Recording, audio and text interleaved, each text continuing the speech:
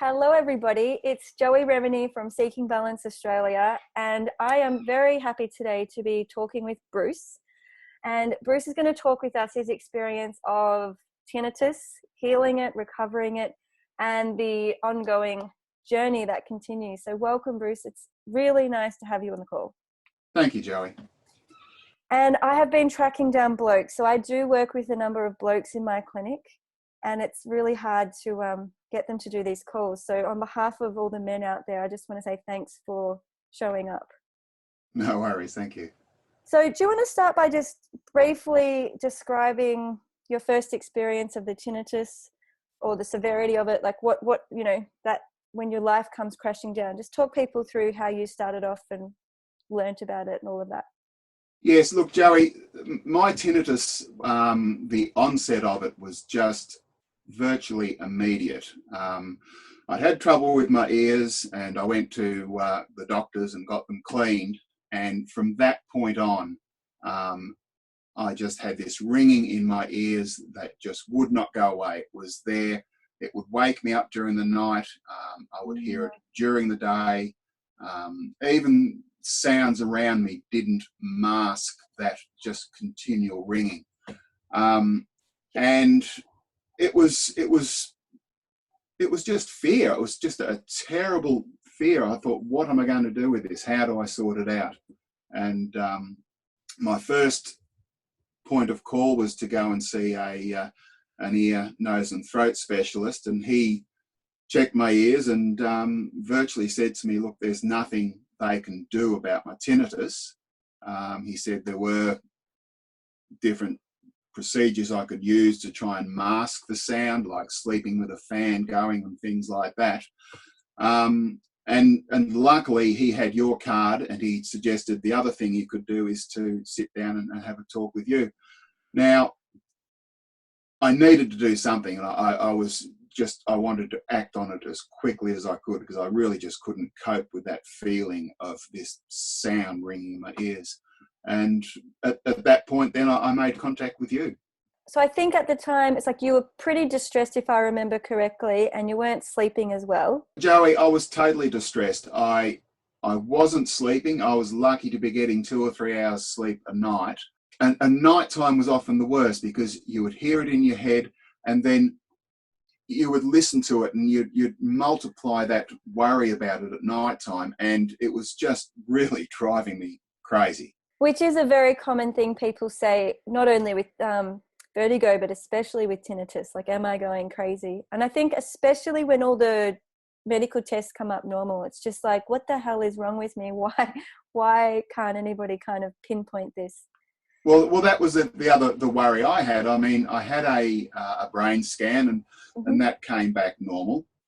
Okay. And the doctor said, well, there's nothing I can give you. You can't medicate for tinnitus. There's no pills, there's no tablets, there's nothing you can do to make it go away. And I think that's what really does create a lot of fear. We're so used to be able to take a tablet for a headache or whatever, and when you have something that isn't supposedly treatable, it just gets worse. So when you came and saw me, and I imagine you didn't know exactly what to expect, but I introduced you to this idea of neuroplasticity, and I invited you to start a 15-minute daily program and to start really viewing yourself differently. So I was starting to take you on this journey. How did you respond to that? How did it feel now that you were embarking on a process? And what were the benefits, if any? I think really I was just so pleased to be able to sit down with someone and have someone understand how I felt. I think that was the first thing. And then to be able to discuss just different ways of being able to understand and manage what was going on with my tinnitus. That was something I didn't have the skills before to do. Do you remember how long it took until symptoms eased? Because I remember you coming into clinic one day and being like, it totally changed. Do you remember how long that was for you, that time? Joey, for me, it was about, I think, within 3 weeks. You had shown me methods and skills to use to try and deal with the tinnitus. And by the end of those 3 weeks, I was able to sit down and really almost play with my tinnitus. I could hear it, but I could relax myself and take my mind away from it, and I could get rid of it. And I could do that in the middle of the night. I could do that during the day. And really, it was amazing. I didn't think that would be possible. Yeah, and so what Bruce is describing there is the ability to consciously use neuroplasticity. And for those of you who are still learning that concept and those words, our brain and our nervous system inside of our body, head to toe everywhere, is full of cells called neurons, and neurons talk to each other. So if this was one neuron and that was another neuron, they talk to each other with little chemicals moving from side to side.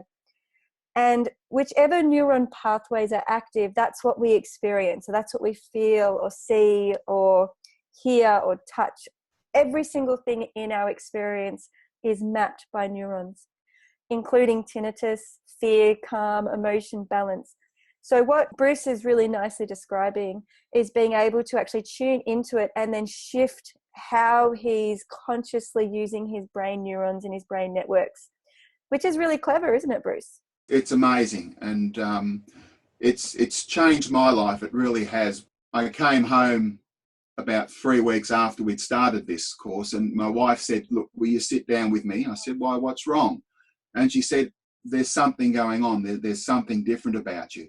I said, "Yeah, look, I've been able to relax more. I'm just a lot calmer." And she just turned around. We just laughed. She said, "I'm just so glad you did have tinnitus, because you've just come back a different person." It was it was really quite funny, but it has just helped me not only with the tinnitus. It provides you skills to just relax, be a little bit calmer, and enjoy your life. Yeah, I remember when you told me that story, and it was a bit of a high five moment, because It was. who doesn't want to be pulled aside by their partner and told, "Wow, you're more happy. What's going on?" So Yeah. my other question I always like to ask people is, as you've gone through this rock steady process, and Yep. you've also gone through private therapy to get that one-on-one support, do you feel your relationship has changed to yourself and to your body? And do you feel your relationship has changed to others or the world around you? So this is the way you relate to yourself and others. It starts with how you relate to yourself, how you feel about yourself.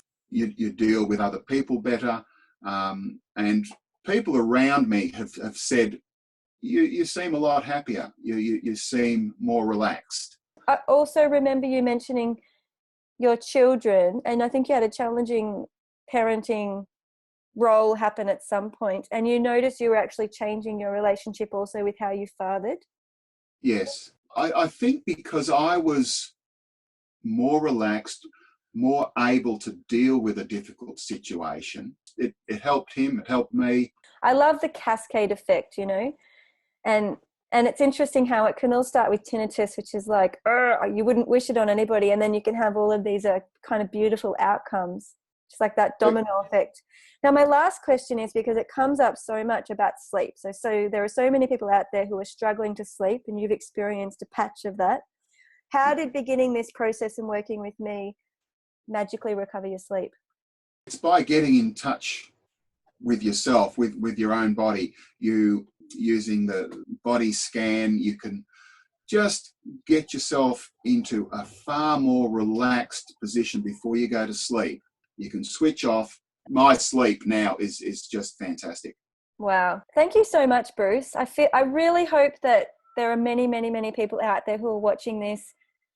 Well, I'm sure who are just really grateful for you for sharing your experience and your story.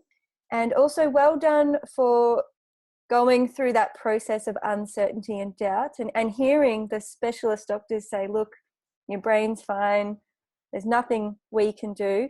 Yeah. But then exploring what you could do, because I think a lot of people very understandably get stuck at that process of nothing we can do, and they assume that means there's nothing they can do.